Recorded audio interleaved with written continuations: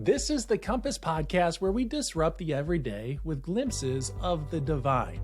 My name is Ryan Dunn. I'm flying solo on this episode as we give air to a conversation that I had with Diana Butler Bass a while back. I was curious about what we do with some of the troubling figures of our spiritual history. For example, should I be sharing quotes and ideas from people who shared some wonderful thoughts for sure, but also held some, well, pretty abhorrent ideals by today's standards?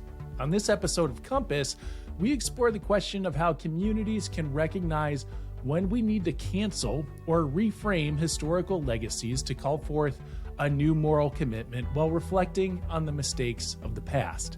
Diana Butler Bass, a scholar, author of several impactful books, including Freeing Jesus, and a leader of the Empty Altars Project, shares her perspective on iconoclasm and reflection of history, inviting us to look at monuments, museums, public artwork, historical quotes, and empty pedestals to understand history better.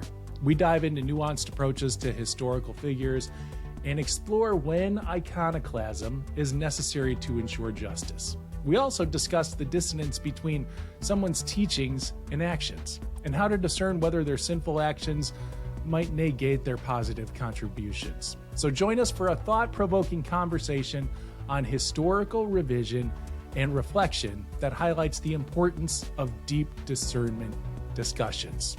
Before we get to that conversation, let me ask a small favor. Leave a rating and review for Compass. It helps us in visibility, especially in connecting with the kinds of guests who bring fresh perspectives to our questions on faith and belief. Thanks so much. A little bit about Diana before we get into it. Diana Butler Bass, Ph.D., is an award-winning author, popular speaker, inspiring preacher, and one of America's most trusted commentators on religion and contemporary spirituality. She's written 11 books. Her bylines include the New York Times, the Washington Post, CNN.com, Atlantic.com, USA Today, Huffington Post, Spirituality and Health, Reader's Digest, Christian Century, and Sojourners. And she's been featured talking about religion and politics on just about every major news outlet. So yeah, it's cool we got to speak with her here on the Compass Podcast. Diana Butler Bass, first of all, thank you so much for spending some time with us to answer some questions. How goes the puppy training? Oh my gosh, I can't believe that you asked about my puppy. I have spent the People last, want to know. I guess I've spent the last week picking up more poo and wiping up more pee than I remembered. It's been a long time since we had a puppy, but you know, he's absolutely adorable, and he seems like he's very smart. So I think he will learn quickly.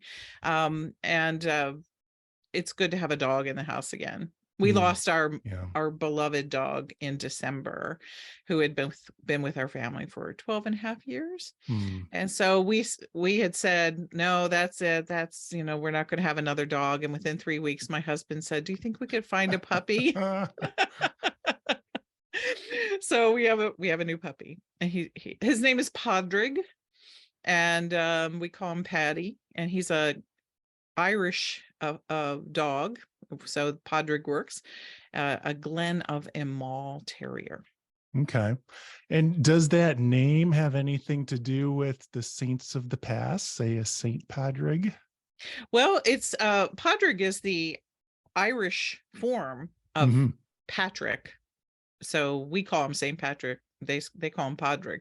Actually, it's Dom Crossan, who is Irish. I was with him last week, just as a friend. Happened to be in Florida, and he said, "No, it's not Padraig. It's the Americans pronounce the D. It's actually Padraig." Oh. So I went, okay, I've got to figure out how to pronounce the dog's name in Gaelic so that he doesn't get angry at me, I guess. So Patty is fine. I got you. Yeah. All right. But it is the form of it's a form of Patrick. Okay. Well, when we look at characters like that in Christian history, certainly we want to build on their they're positive offerings. And there's a lot for us to learn as Christians from characters like Saint Pyrig or Patrick. I gotta do it the other way there, like Saint Patrick or other theologians from the past. But also there's a heightened sense of awareness, especially today, that, well, some of these characters haven't aged well in how they viewed the world. As we look at teachings from certain church leaders, there's anti-Semitism, there are thoughts of misogyny, there's certainly colonialism that's present in a number of their teachings. And for those of us who want to claim our Christian tradition, that begins to be a problem, because we feel like we have to apologize so consistently for our Christian heritage. And so I'm curious about somebody with such a strong historical perspective like you. Like, how do you view some of these leaders from the past? Do we try to disvalue or distance ourselves from them, or is there still a way to claim them while still accepting some responsibility? And where are you going there? This is the kind of question I've actually thought about for most of my career. So I think it's interesting that more and more people are considering the question when it comes to Christianity, and our heroes and saints and theologians and leaders of the past, but it's also a larger cultural question. And Yeah. so, it's not just Christianity. It's also, if you're sitting here and you happen to be an American citizen listening to this, we're talking about this in terms of our political and social leaders and heroes. And a few months ago, I happened to be in Richmond, Virginia, speaking at a very large, very liberal Baptist church right next to the University of Richmond. And my subject was history because it was their anniversary. And I was giving a series of lectures on the spiritual practice of history. Right before one of my lectures, the pastor happened to say to me, "Have you been down Monument Avenue recently?" And for those of you who don't know Monument Avenue, it's the huge, broad boulevard that it cuts right through Richmond. And after Reconstruction, they took that road and turned it into one sort of great circle with a monument in it after another, for several miles, of all of the leaders of the Confederacy. So there was this huge statue of Stuart. There's a huge statue of Robert E. Lee. You just name it. The general, the Confederate politicians, etc., all down Monument Avenue. And in the last couple of years, all those statues have been taken down. And so when the pastor said to me, "Have you been down Monument Avenue lately?" I knew exactly what he meant. And that is, have you seen it since the statues were taken down? And I actually hadn't driven down there, but I've seen pictures of it online and in the news here in Virginia, where I live. And then he said, I said, so I haven't. And he looked at me and he said, "It's really amazing." He said, "I go down there and I just look, and all I see are empty altars everywhere." And I was just like floored by that phrase, the idea that empty altars were what he saw when he looked down that road and all the statues were gone. And he happens to agree with getting rid of them. But this idea that what we have right now, I think, in the United States, is we have a lot of empty pedestals. And so this is true in both our political life, actually, it's happening in city after city. And it's also true in the life of the church. So I think that for me, the first thing that I do is recognize we really live in a kind of an age of iconoclasm, where we're all looking at these figures from the back and we're behind us, and we're saying, "Oh gosh, really, I can't go along with this." And Christians have frequently, in our history, gone through these periods where we take down all of the statues of the saints, where we take down all of the pictures that are in our churches.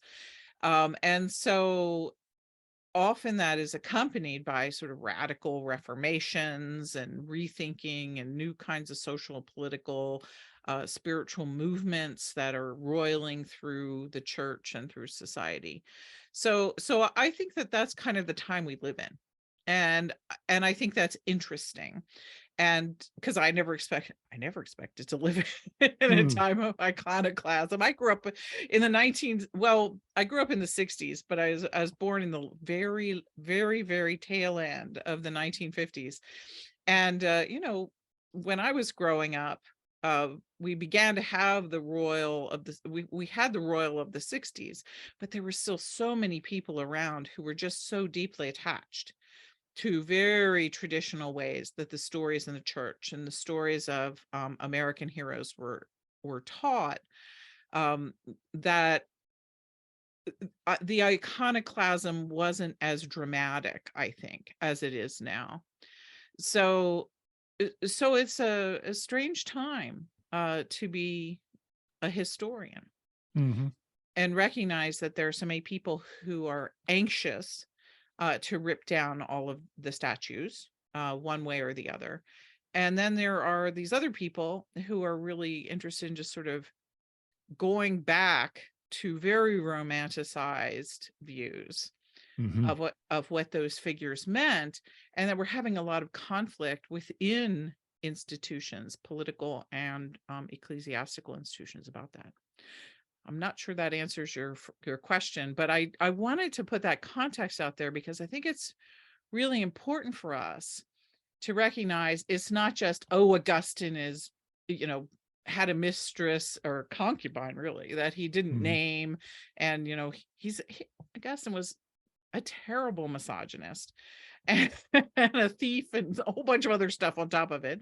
And, Karl Barth had a live-in mistress along with his wife. I mean, we can go through the whole sort of 99 yards of classical Christian theology, and what we have is we have a whole string of guys with sexual misdeeds. Yeah, it's hard to find somebody to lift up, right? Yeah, that's the challenge of, exactly. And so there is all of that, but it's not exclusive to us, nor is it a singularly Christian problem. This is a much more substantive moment in which we are living, of which Christianity is a part, but our political and social life is also caught up in all of these same kinds of energies. So to be able to develop the capacity of reflection and historical thinking right now, I think becomes a gift to communities who are struggling with these things. A gift in what way? And that we're still learning, or what's going on? I think that the gift comes when you can. There are some times when iconoclasm is necessary, when people take to the streets and they tear the statue down out of anger, out of just like sheer frustration. And so we've seen some of that, in our culture in the last couple of years. So I want to say that right off the bat. And I am not the person who will ever say, there should never be any kind of, public assault like this or rioting. Riots are the voice of the oppressed. I get that. And we all should understand that. But there is something else too, there is the iconoclastic moment, and there is also the reflective moment. And I think that the Christian life really involves both. And so I think we're losing the capacity of the more reflective moments. And so that's what I would like to have us be able to sort of build up, and to hold on to both of those things, saying, yes, iconoclasm has a place, but also this reflective engagement with the past that is a more kind of what I would call thoughtful archaeology of the stories we've inherited. That has a place too. And somehow in that conversation between the ripping down and the slow excavation of history, there is truth to be found in both of those sorts of manners. So as a person who is trained in history, I think that excavation tool is a spiritual practice that's much needed now. Hmm. And So, go ahead. well, I was going to ask you, where do you see some of that excavation happening? Well, I don't see it happening a lot. Hmm.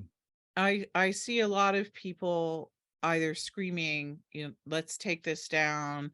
Uh, you know, I don't mean to say, this in a facile way. I hope no one would think that I was, this person has to be canceled, Hmm.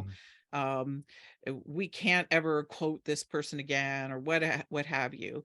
So there's a lot of that sort of quick energy of, we've just got to get rid of everything that was ever offended anybody. Which Hmm. is, we will have nothing left if we do that. But on this other side of the ledger, I don't see the wise, reflective sort of archaeology of history, that what I'm calling the sort of the pulling back of the layers, the excavating the past in order to be able to reveal it in a more honest way. What I see on the other side is the romanticized, you can't touch my statue. Hmm. That's my, that's been that window's been there for 150 years, and that it happens to have a Confederate flag in it. I mean, there was a big fight, in the Hmm. Washington National Cathedral over that very thing, a stained glass window that had Confederate flag in it. And so, people were saying, no, you can't take that down. You can't do that. And I was part of a congregation here in Virginia that had two plaques, one to George Washington and one to Robert E. Lee, hanging up in the front of the congregation on either side of the centrally located pulpit. Hmm. And people were of the mind, let's tear them down. And then other people were going, like, over my dead body. Those have been there. My parents, grandparents, worshipped here. Those plaques have to stay. And so it's either nostalgia or iconoclasm. And so what I think that sort of Christian leadership calls for in many cases is this other capacity. And so I don't see the pulling back of the layers and the deep sort of discernment discussions that should be going on at this time in very many places. I can talk about what I think that entails. Yeah, that would be helpful, because maybe some of the challenge that we're having is I guess the inspiration or the imagination to foresee what those conversations might look like in a helpful way. Yeah, I really think that this is where your local history professor is your best friend. Hmm. And so some people will say it, I think that some people argue that what I'm going to talk about in just a moment is too slow of a task.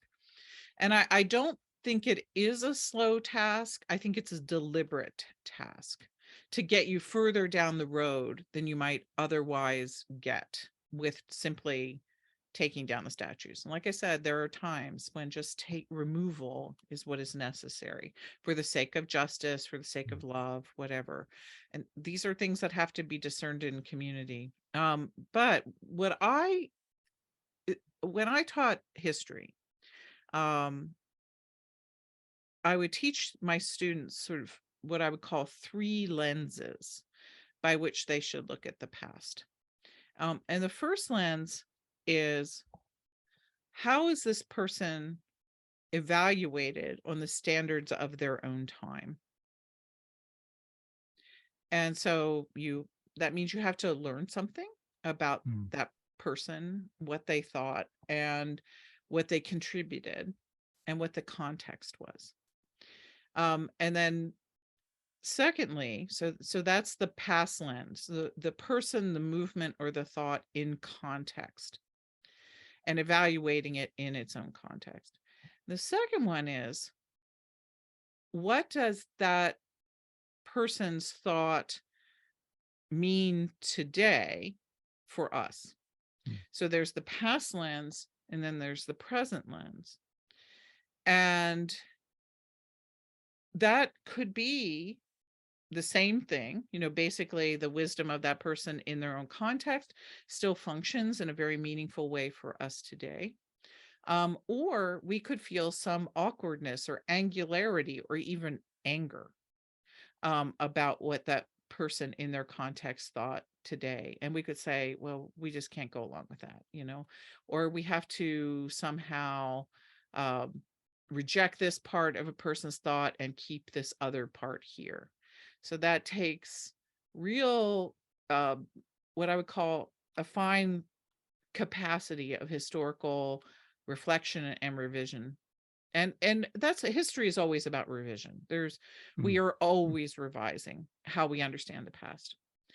And then there's a third lens. And this is the one that I always think is the most humbling. And I would never reveal this lens until nearly the end of the class to my students.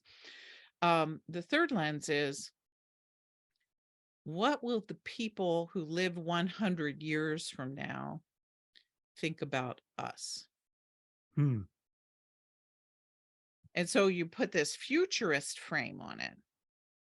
And when you do that, all of a sudden you realize that people sitting in some classroom in 50 or 100 years are going to be looking back at our time, and they're going to be seeing the choices we made and the decisions, that we followed, and the languages that we used and how we treated other people.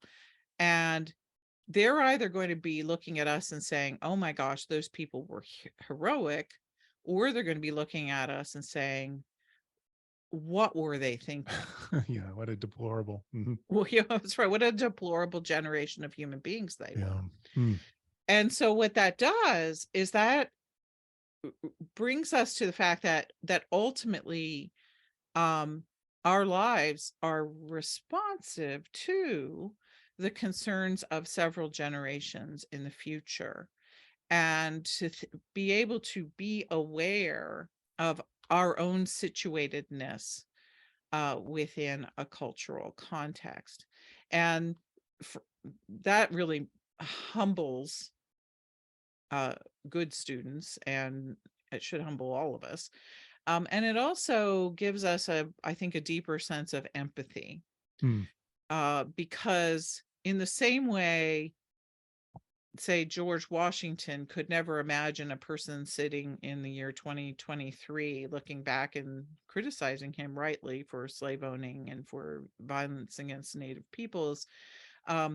We're doing something right now that is absolutely invisible to us. That 100 years from now, people will look back on us and say, how could those people even think that they were Christians?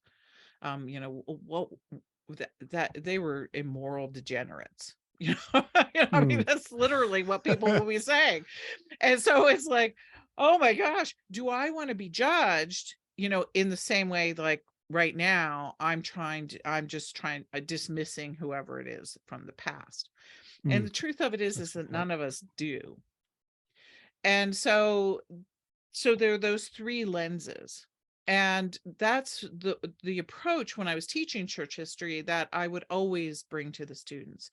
And it was a joy, because I could watch 18, 19-year-olds take these figures and run people from the past with troubling stories through these different pathways of evaluation. And then, come, I think, to a sort of a more realistic evaluation of a historical character. I'm going to be lost in thought for the rest of this day, imagining like, okay, 100 years, what are they going to judge me for? Yeah, well, every day I wake up, I'm pretty sure one of them is fossil fuels. Dang it. Okay. Yeah, that's a good one. I mean, that's the most obvious one. And yet, here, everybody I know who's involved in the environmental movement, how do we all move ourselves around the world? We take airplanes and cars Without, yeah.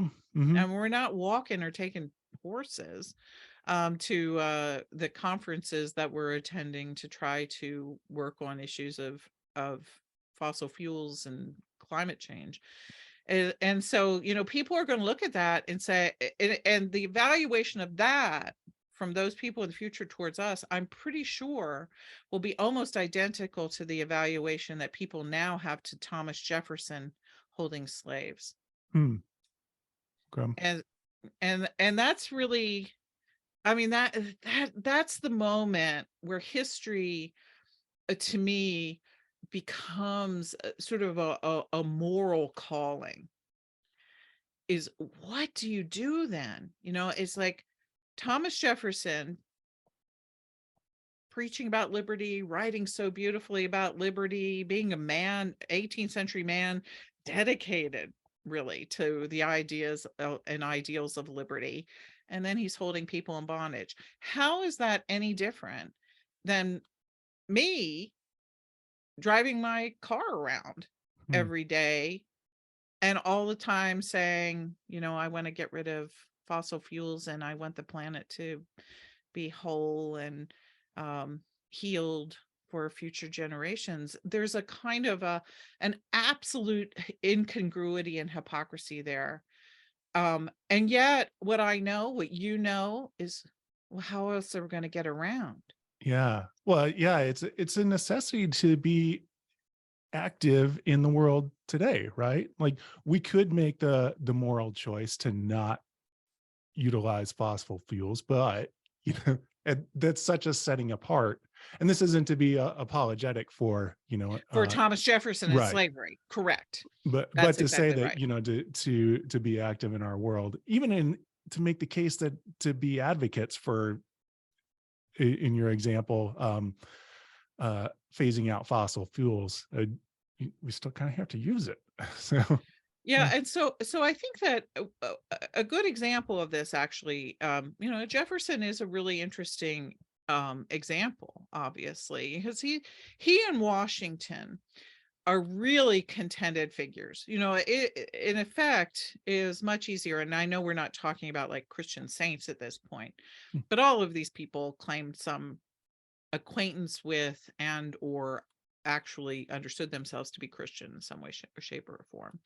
um you have Washington, Jefferson, say Robert E. Lee. Okay, which one of the three is the card you immediately throw away? if you're asking me, we'd go with Robert E. Lee, right? Right, sure.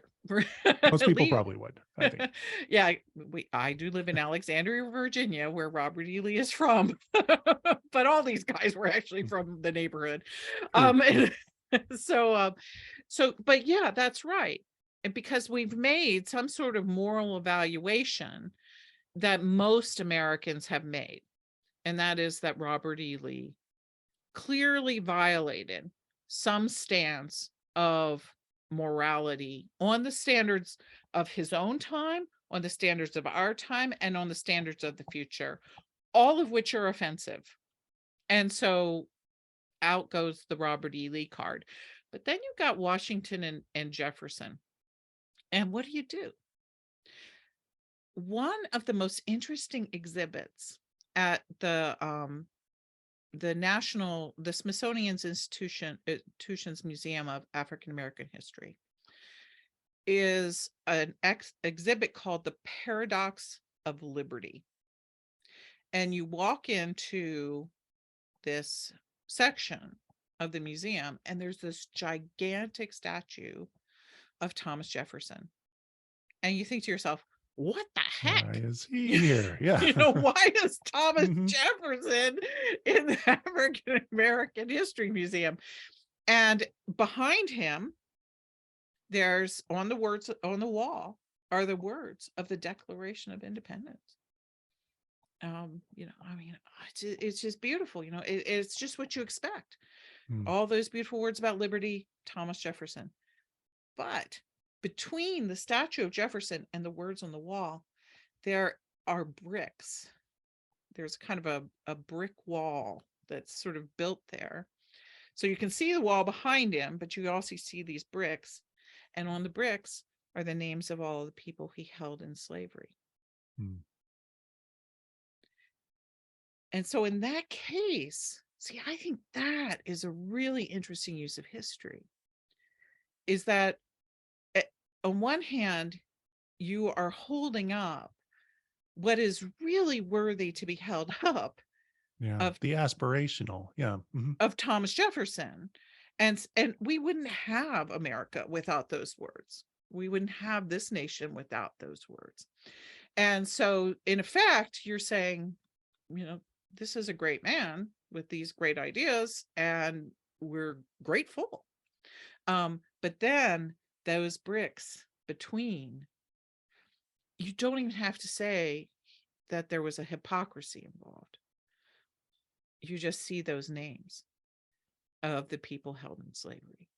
And then you go, oh, well, wait a second. Jefferson didn't live up to his own standards. Do we live up to our own standards?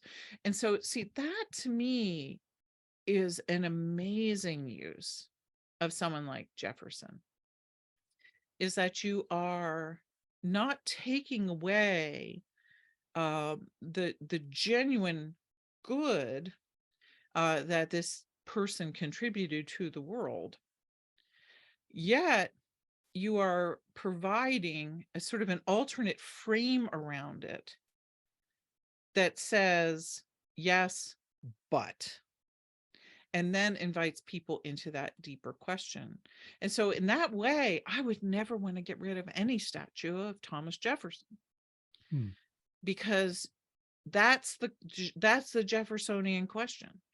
And the more sort of public spaces in which we have that question raised, then the more we can ask ourselves in the present time, are we living up to those standards? And what will those people 100 years from now think of us?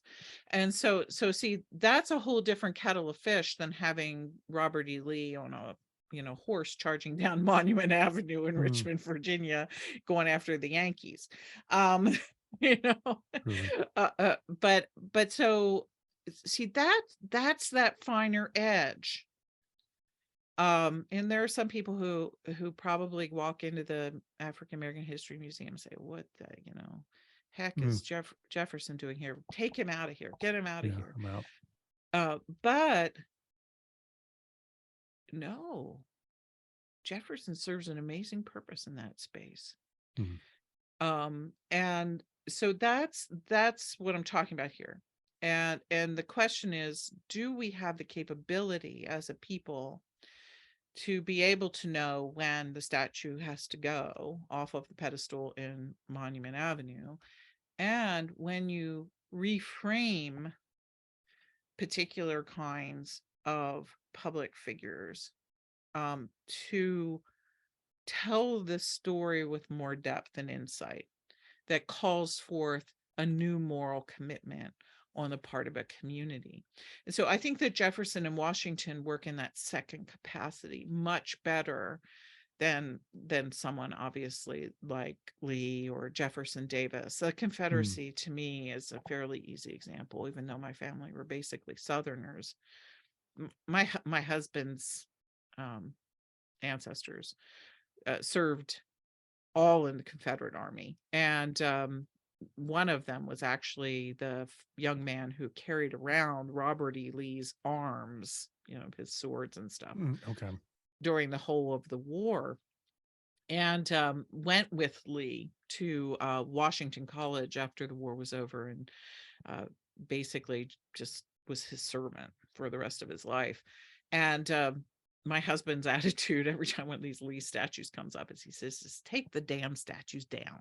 And so there are plenty of Southerners who can look back on that and say that was a huge mistake, and it is not a betrayal of our ancestors to get rid of those statues, because we need to cleanse ourselves of those moral sins. And so to me, that the Lee thing is pretty clear for most of us.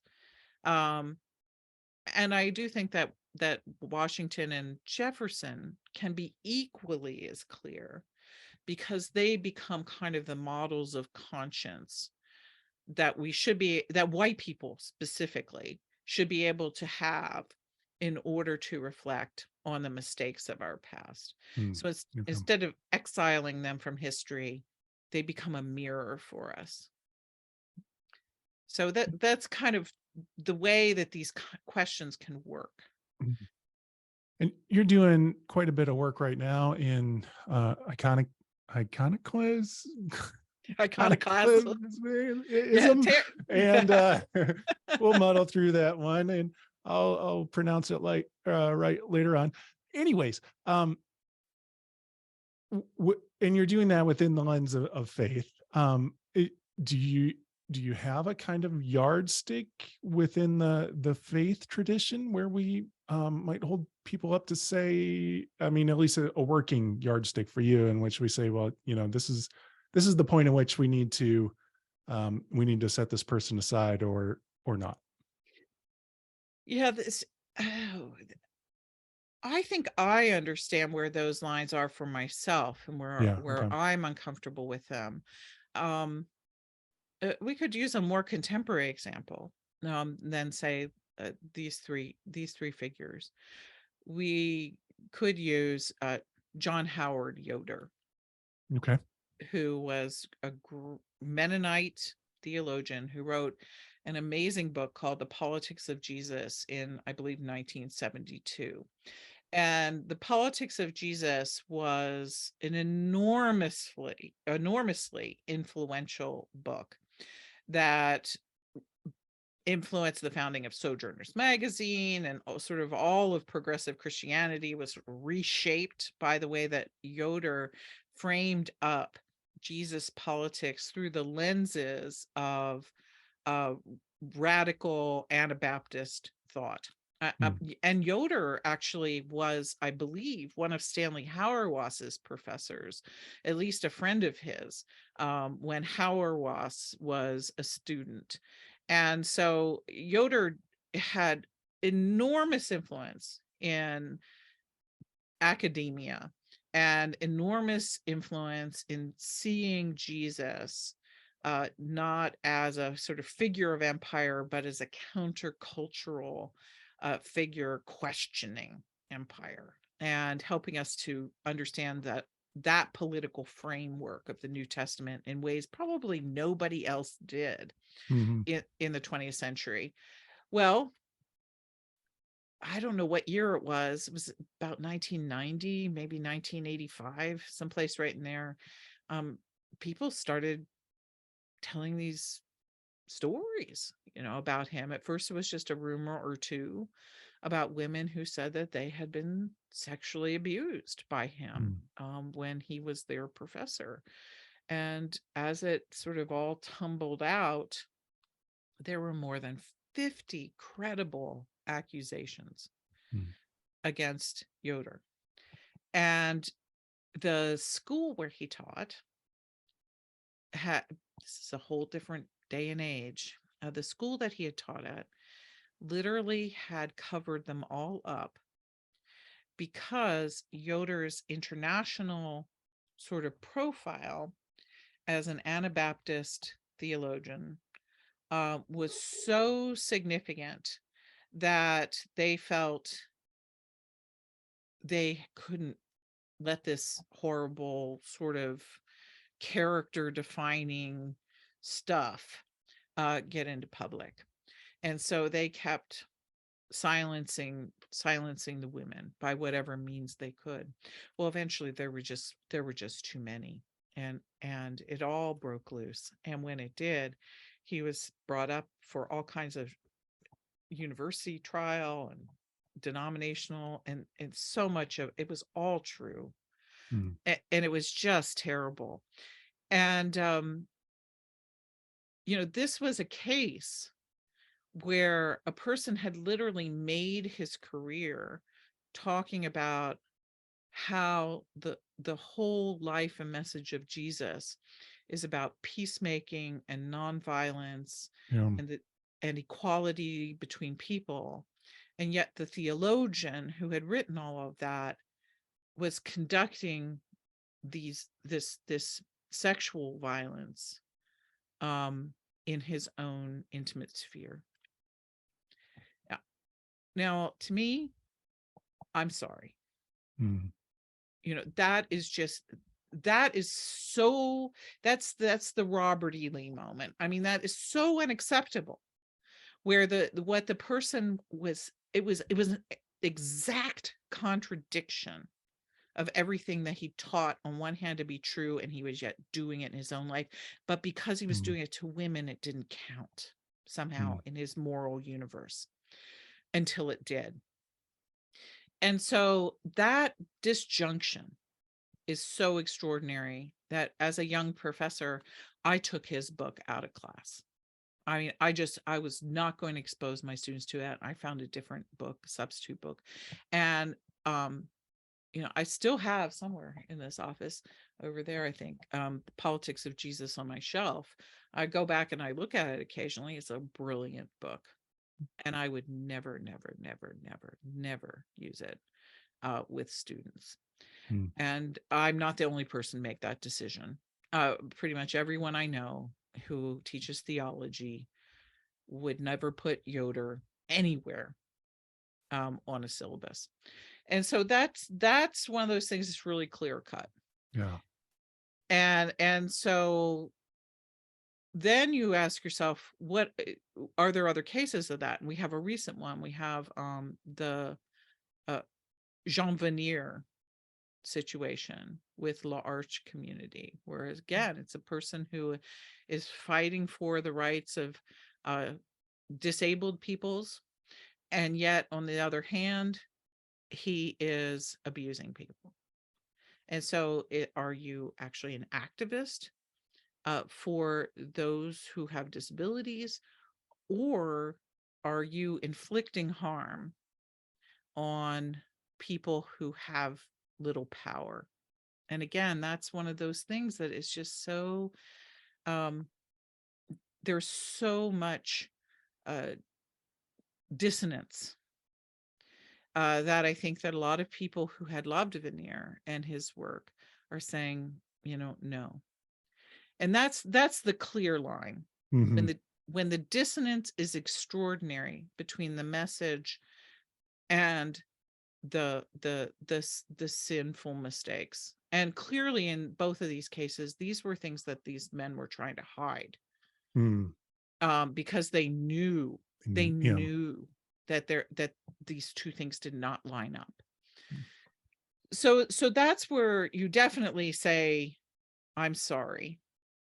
There are things here and there that I can maybe still learn from this person in private. I still keep the book of Yoder's. I still have some sayings of Vanier's and different books of mine around my office, and sort of prayers and spirituality. But these things are not things I'm going to use in public ever again. There are lots less clear examples of that. And so that, I think that's where the church needs to try to figure out what is the level of dissonance between what someone taught and even what they might have done for good. I mean, like setting up a community, an entire community where people with disabilities actually had genuine leadership and voice and were treated as beloved members of society. I mean, that's incredibly good work. But the dissonance was enormous on the other side of that ledger. But that's what you have to do in every one of these cases. What is the good, and is the sinful part so egregious that it creates a level of spiritual energy that is just utterly negative, and it doesn't function in any meaningful way as a moral lesson or a witness to grace and justice. That's really helpful. Well, I'm going to ask you one last question. It's a little off topic, but I see you bringing Jesus behind you there. Oh. And it's been It's been a year since your last book. So what are you working on now? Oh my goodness. Well, this is actually what I'm working on right now. Yeah. I got very interested in this whole question of iconoclasm, because it's a church history question. You start getting iconoclasm early in the early centuries of Christianity, where people are saying, "Oh no, that's idolatry. We have to take down these images," and and so I've got fascinated because of living here in Virginia, and not only Monument Avenue, but here in Alexandria where I live, we had for more than a century this statue that sat right in the middle of one of the main streets in Alexandria. And when we moved here I guess it was 23 years ago now, I remember driving by it the first time, and I looked at it and I said to my husband, "What is that a statue of? A dejected Confederate?" And that's what I always called the statue, the dejected Confederate, because he stood there, a huge statue in the middle of the street with his arms crossed over his chest, looking down. He had a very sad look on his face, and he had his back turned to Washington, D.C. And so he was looking southward. And you could literally stand in front of the statue and see behind him the Washington Monument. So it was just like such a point, you couldn't even imagine. There was no ambiguity about this statue. And so it was controversial, and he got taken down 2 years ago in the middle of the pandemic. And he actually didn't get taken down by the city of Alexandria. They were trying to take him down. But the Daughters of the Confederacy got there first, and they snuck in and they took him down in the middle of the night, and they put him in some undisclosed location. Nobody knows where. Okay. Really, to this day. No, he's somebody's backyard. Who knows where he is? And so I just really am compelled by these images, because the next question is, what do we put up? Because human beings, we don't leave pedestals empty very long. And this is one of those moments. Every time there's an iconoclastic moment, there's also the alternative movement, and that is the searching out for new heroes and saints. And so I would like to think that we were in a time where we might be able to find some better ones. Yeah. Yes. Cool. So that's what I'm trying to help people sort through, thinking about history. I think with that more layered approach, not in an attempt to slow down the process of doing justice. Sometimes the arc of justice moves forward in different ways. Sometimes it moves forward by tearing the statue down in these big leaps, and other times it does take the work of a reflective person or persons, making just determined forward strides. And so maybe it's not just always about crashing the statues to the street, but it's also about taking that finer tool to history and saying, how can we tell these stories better with more depth that invite us into a better moral future? Yeah. And so that's what I'm trying to do. And technically right now, or tentatively, I guess that's a better word, the project's referred to as Empty Altars. And it's about searching out a new spiritual landscape in America. It's really fun. I've been going to all these great places and looking at monuments and museums and public artwork and empty pedestals and statues, and hearing people fight. I was just in Birmingham, Alabama a few weeks ago, and went down to Montgomery to the lynching memorial, which was amazing. And also I spoke in a church that was in the 1960s the center of the White Citizens Council.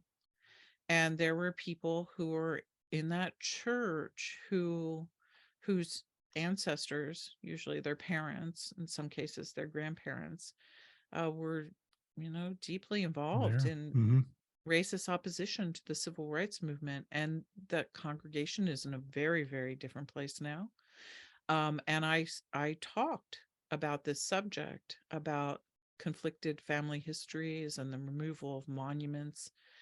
And there was a lot of discomfort, but there was also a lot of deep appreciation.